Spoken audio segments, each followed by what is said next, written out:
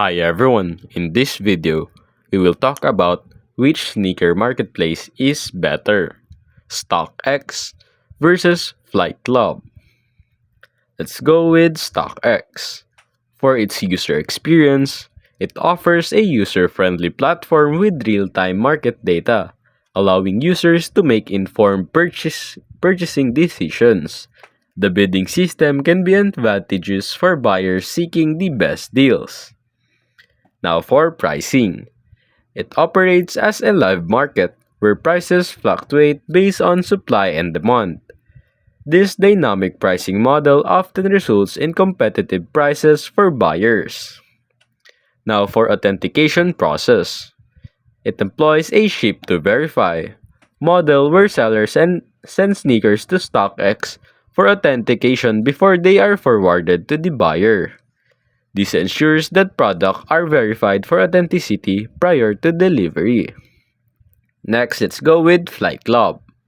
For its user experience, it provides both online and physical retail experiences, with stores in New York, Los Angeles, and Miami.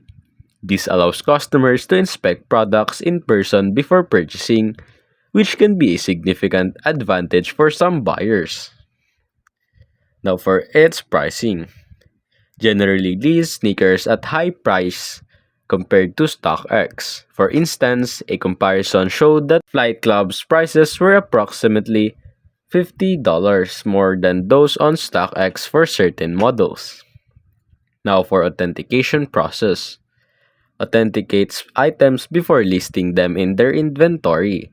This means that all products are available for purchase have already undergone verification, potentially reducing shipping times.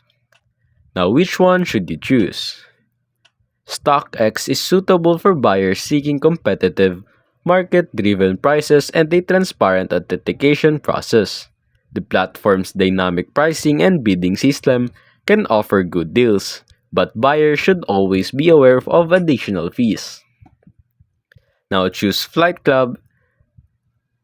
It is ideal for those who prefer purchasing from a retailer with a physical locations and immediate authentication.